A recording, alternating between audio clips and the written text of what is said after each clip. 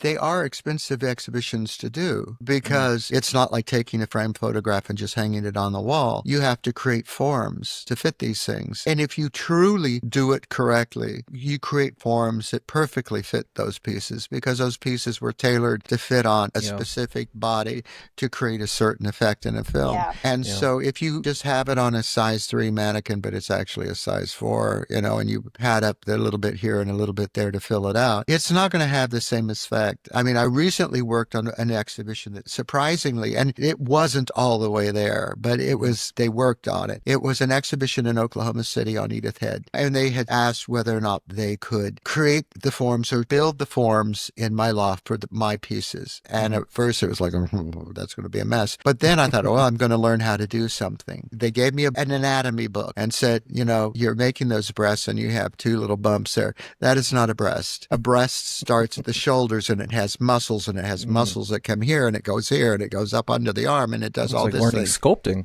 It's sculpting. Yeah, that's and it's like exactly you what he have to did. create that because that is part, you can't just fill out the parts you think, then you go out. I found it fascinating. And when I saw the difference when you would put it on and it almost looked, I mean, it was still a form. It didn't have movement. I mean, that's the next step in the lessons is you learn how to create movement in forms. But it was such a big difference. And it was something that was totally new to me. And I loved the process. I loved learning new things, period. Yeah. And that was wonderful, but it makes such a difference. But they are expensive to do. And so that is one reason they don't. And also because it is a textile. And some of these textiles are approaching 100 years old now. And the way that museums now have to mount an exhibition is that it has to run for 2 years to make your money back. Or they'll mount it and then they'll send it to 3 other museums and make a profit on it. So we'll mount it and we'll make a profit on it. And that's too long. Yeah. That's too long. You can't have a piece standing up like that under lights and stuff like that for that long. You just can't. You have to give them a rest. And that's one of the things that I sort of decided along the way that I didn't want these things falling apart on my watch. So I'm picky about exhibitions that are shown, what they are shown in, the conditions that they're shown in. I no longer do, well, I never knew I did, but one of the first exhibits that was in Spain, and we didn't know somebody wanted to show the pieces. We were really excited to see it and everything like that. They were in a window of a store and came back half of the side Yeah. faded. That was a big learning.